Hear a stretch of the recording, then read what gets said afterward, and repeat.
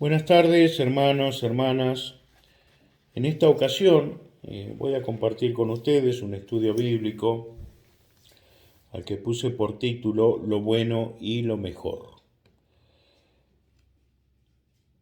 Este título es porque a veces lo bueno va en desmedro de lo mejor. Practicamos cosas buenas, pero nos olvidamos de cosas mejores.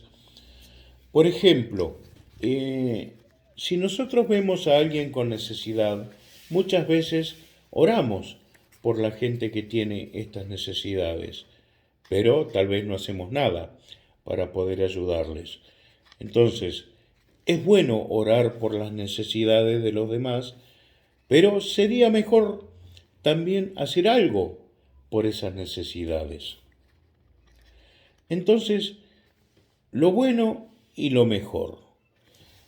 Más apuntando de lleno a este estudio, voy a hablar de que nosotros muchas veces estamos muy concentrados y muy ocupados en edificarnos a nosotros mismos, en santificarnos a nosotros mismos, en tener cada vez más comunión con Dios y con los hermanos, en estar en paz unos con otros y nos ocupamos mucho de nosotros mismos y nos olvidamos que el Señor depositó en nosotros o nos dio la responsabilidad de ejercer un sacerdocio, un real sacerdocio de reconciliación. Nosotros somos sacerdotes que el Señor levantó en este mundo para que podamos contribuir para que la gente pueda tener un encuentro con Dios. Hay un mundo entero que nos rodea, que necesita de Dios. Y está bien que nosotros nos concentremos en edificarnos a nosotros mismos, en perfeccionarnos, pero estaría mejor que sin dejar de hacer eso, nosotros también podamos ejercer ese real sacerdocio. Para hablar sobre este tema, elegí una porción de la Escritura, eh, precisamente la que hace mención al llamamiento de Leví, a uno de los discípulos de Jesús, el que luego, primero se llamaba Leví, pero luego se llamaría Mateo. Y esta historia se encuentra en el Evangelio según San Lucas, yo elegí el Evangelio según San Lucas, de capítulo 5, del 27 al 31, y digo esto porque también está en el Evangelio de Mateo y en el Evangelio de Marcos. Eh, y dice de la siguiente manera: y después de estas cosas salió, está hablando de Jesús, y vio a un publicano llamado Leví, sentado al banco de los tributos públicos, y le dijo: sígueme. Después de estas cosas salió. ¿De dónde salió? ¿Después de qué cosas salió? Bueno, Jesucristo ya había llamado a 4 de sus discípulos, ya había comenzado su ministerio, ya había llamado a Pedro, a Andrés, a Juan, a Jacobo, ya estaba haciendo milagros de sanidad, estaba echando fuera demonios, había sanado a un leproso. Y anterior a este llamado de Leví, él había estado en una vivienda llena de gente, junto con sus discípulos, predicando el Evangelio, y le acercaron un paralítico al cual descendieron por arriba del techo en una camilla para que él le sanara. Él le perdonó sus pecados, lo sanó, y dice que después de esto, saliendo él de esa vivienda, él caminando se encontró con Leví. Y Leví era un publicano. Publicano era un cobrador de impuestos. Un publicano era un cobrador de impuestos. Se dedicaban a cobrar impuestos para el gobierno romano. ¿Qué es lo que sucede? Que estos personajes, estos publicanos, cobradores de impuestos, eh, estaban muy mal vistos por los judíos principalmente, por algunos motivos. En primer lugar, porque a pesar de ser judíos, estos publicanos tenían un trato continuo con personas que no eran judías, lo cual según el concepto del judío, a ellos los hacía impuros.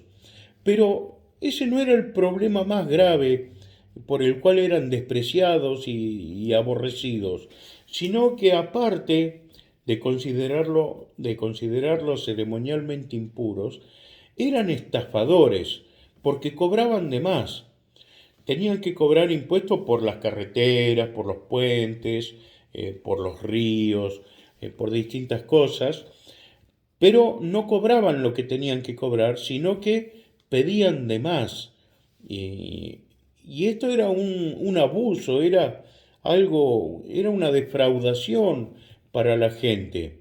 Ellos defraudaban a la gente de esta manera y el dinero que pedían de más se lo metían en sus propios bolsillos. Le robaban a la gente. Por eso la gente los odiaba, no los podía ni ver a los publicanos. En una ocasión se acercaron a Juan, los publicanos, cuando Juan comenzó a predicar el bautismo de arrepentimiento y a bautizar a todos aquellos que se arrepentían. Y se acercaron unos publicanos, en Lucas 3 figura esta historia, dice, vinieron también unos publicanos para ser bautizados, en Lucas 3:12 y el 13. Y le dijeron, Maestro, ¿qué haremos? Le dijeron a Juan. Entonces Juan les dijo, no exijáis más de lo que os está ordenado. Esa iba a ser verdaderamente la muestra de que un publicano se había arrepentido, si no cobraba más de lo que tenía que cobrar. Entonces, dejamos en claro que eran estafadores. Por eso no los querían. Ahora, es llamativo el hecho de que a ese ser despreciado por la gente, principalmente por los judíos, totalmente despreciado y aborrecido, a esa persona llamó Jesucristo para ser uno de sus discípulos.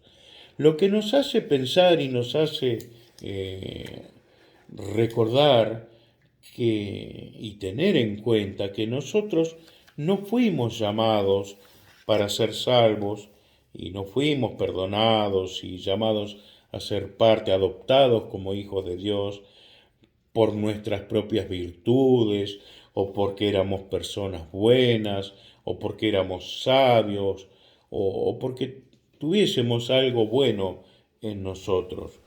Como Pablo le dice a los corintios, pues mirad, hermanos, vuestra vocación, que no sois muchos sabios según la carne, ni muchos poderosos, ni muchos nobles.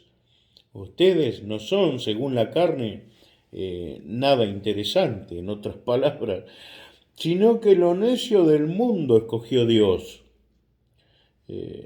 para avergonzar a los sabios, y lo débil del mundo escogió Dios para avergonzar a lo fuerte, y lo vil del mundo y lo menospreciado escogió Dios, y lo que no es, para deshacer lo que es, a fin de que nadie se jacte en su presencia.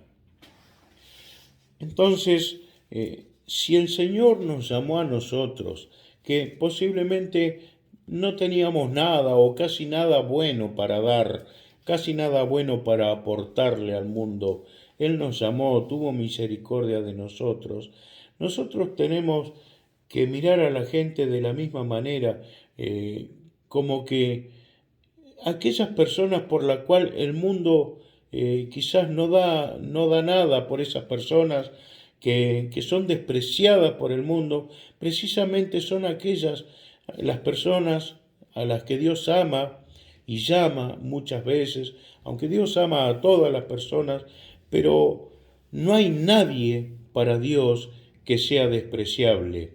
Por lo tanto, para nosotros nadie tiene que ser mirado como poca cosa, porque si Dios lo mira como un ser humano y Dios ama al ser humano, nosotros debemos tener el mismo corazón hacia todas las personas, por más pecadores y pecadoras que sean, como lo fuimos nosotros en otro tiempo.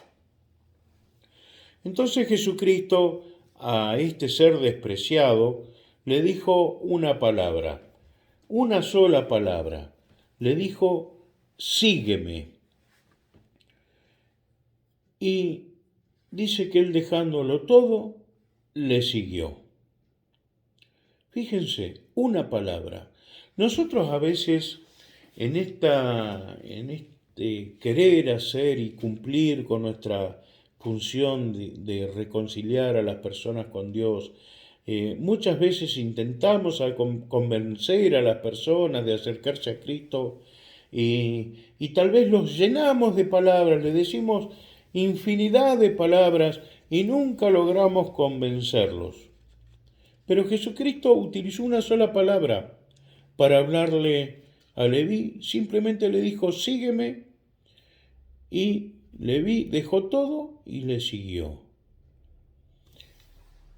¿Y dónde está la diferencia?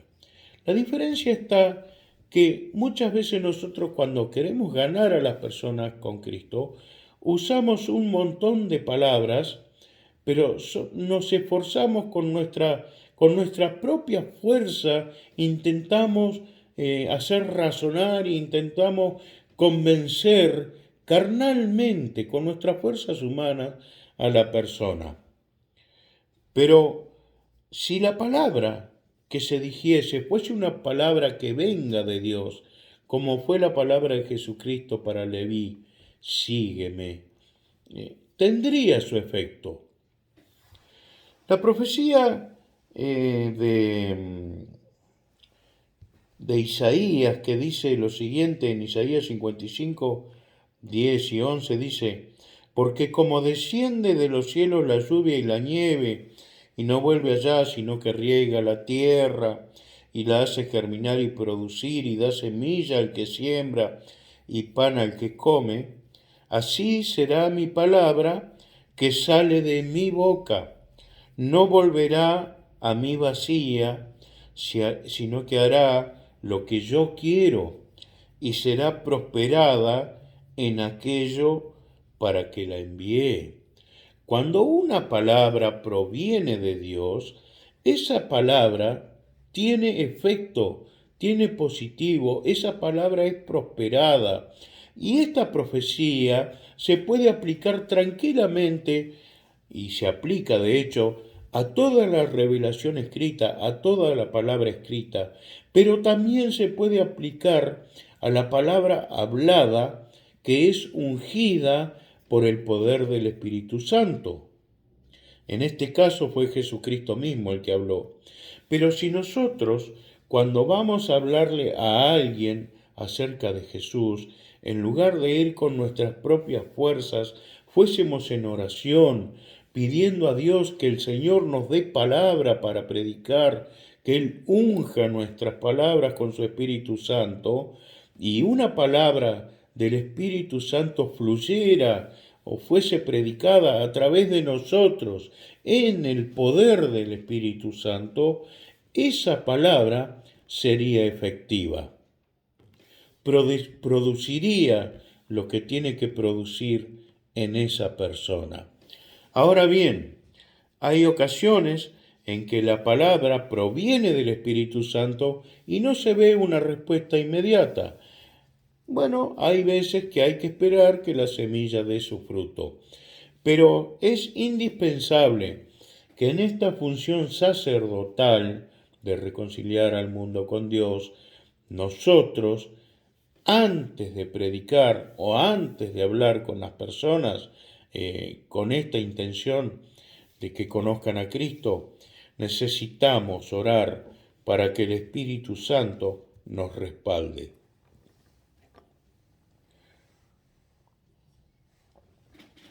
Él le dijo, sígueme, y la respuesta fue que él, dejándolo todo, le siguió. Y dice el versículo 29, y Leví le hizo gran banquete en su casa, y había mucha compañía de publicanos y de otros que estaban en la mesa con ellos. Le hizo un gran banquete.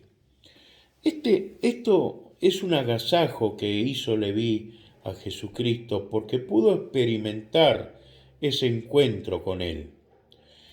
Y esto me recuerda a mí a aquella mujer que rompió un frasco de alabastro con un perfume de gran precio para ungir a Jesús.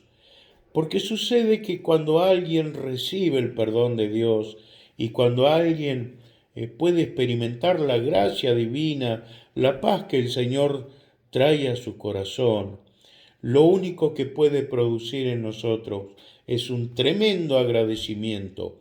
Y este tremendo agradecimiento se expresa en adoración. Leví hizo un gran banquete.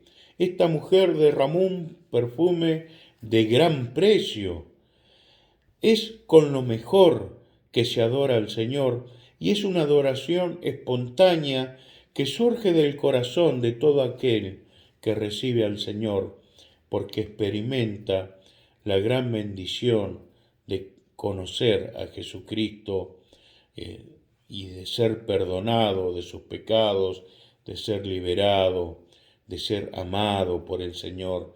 Esto produce una adoración que, como vuelvo a decir, seguramente producirá que lo mejor que tengamos lo expresemos en agradecimiento al Señor.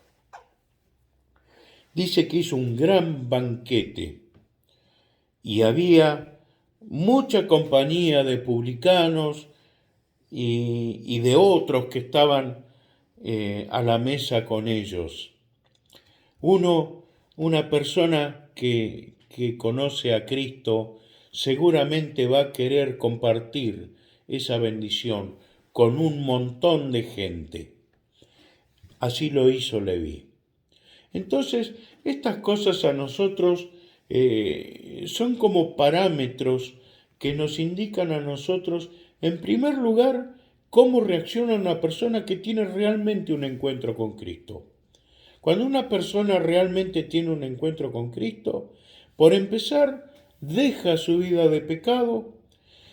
Otra de las cosas que observamos es que expresa su agradecimiento en adoración de la mejor manera posible, y otra de las cosas que observamos es que también comparte su fe con la mayor cantidad de gente posible.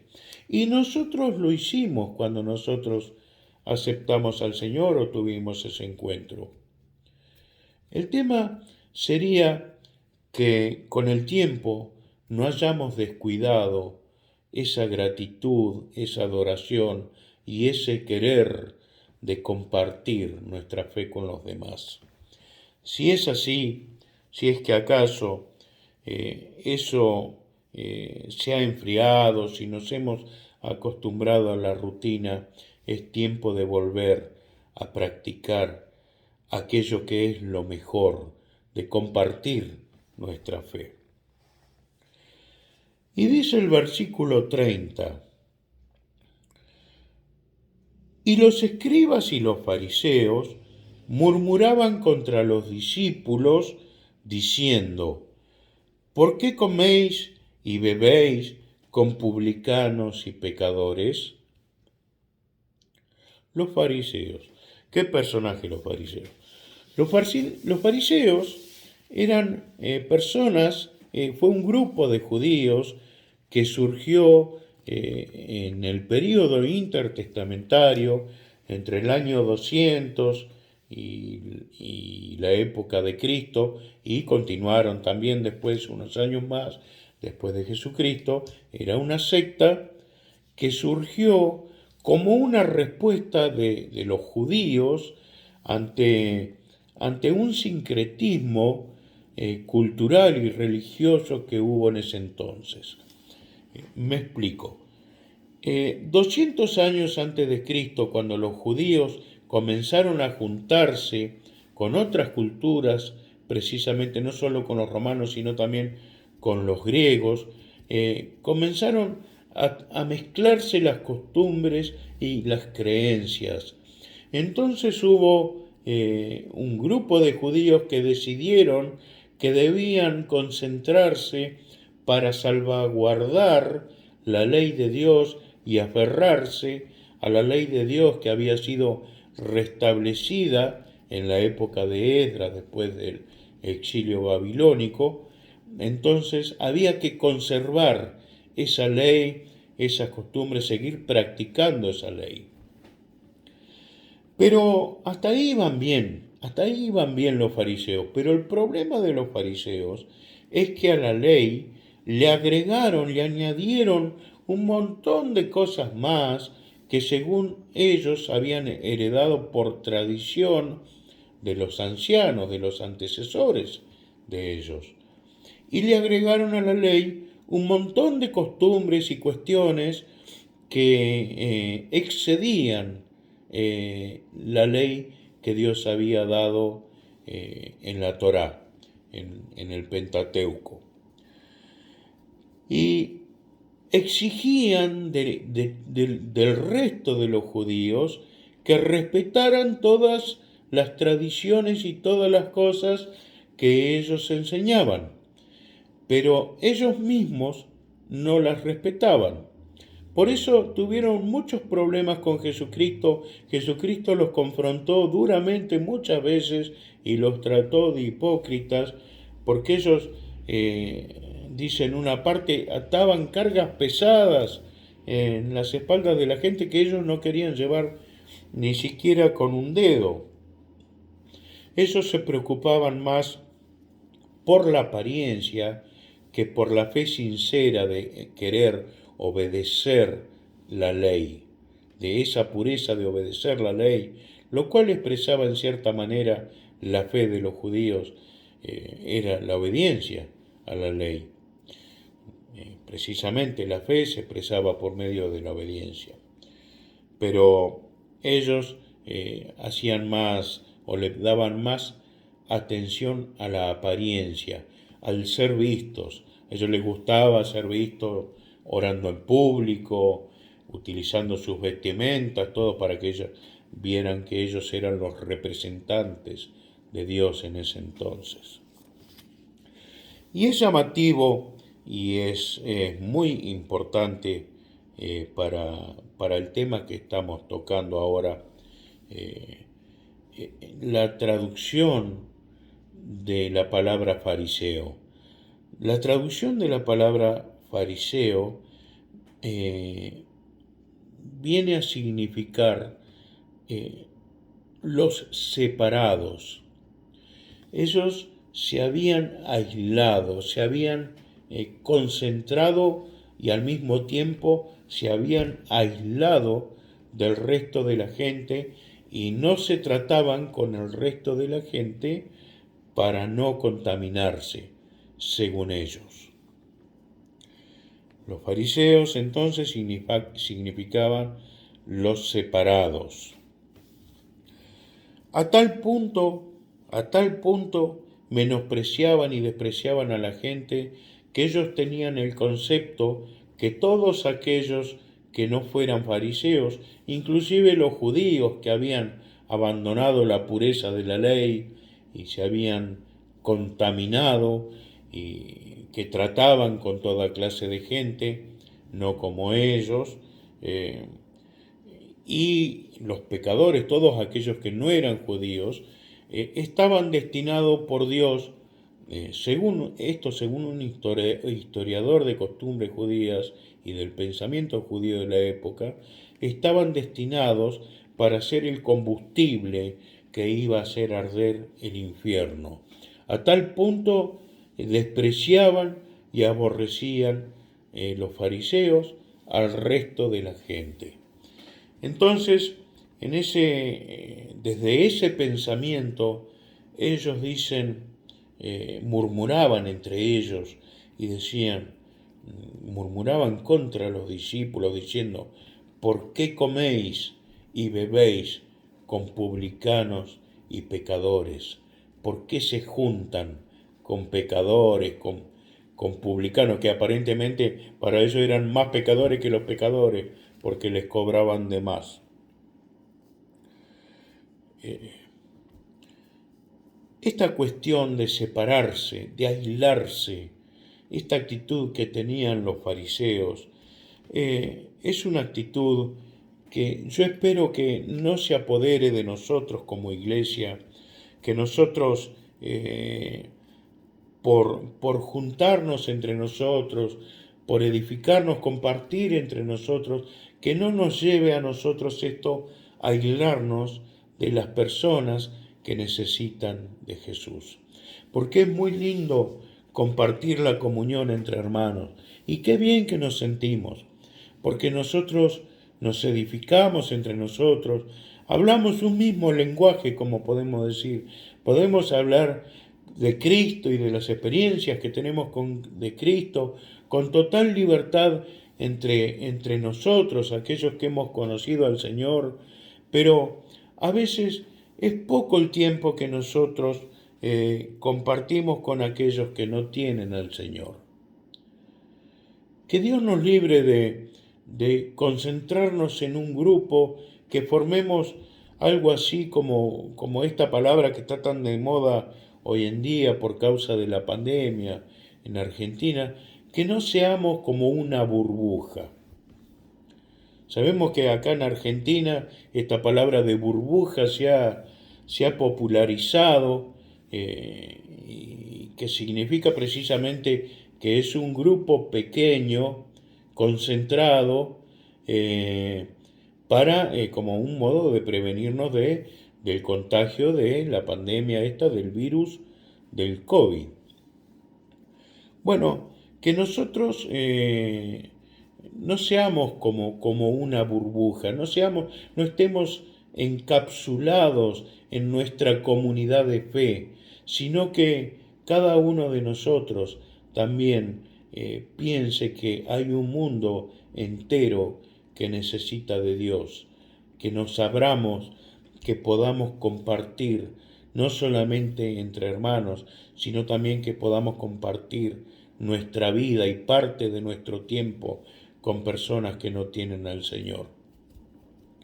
De hecho, lo hacemos cuando tenemos que trabajar, cuando tenemos que estudiar y todo, pero lo llamativo es que es poco lo que compartimos, es poco lo que compartimos con la gente que no tiene a Cristo. Y dice la palabra del Señor que Él vino al mundo para que todo aquel que en Él crea no se pierda, mas tenga vida eterna. Todo aquel que en Él crea. Decían los fariseos, ¿cómo es que se juntan con publicanos y pecadores? Ya los fariseos daban por perdidos a los que eran publicanos y pecadores. Ya lo daban como que no había esperanza para ellos. Y yo me pongo a pensar a veces, nosotros los cristianos, a veces,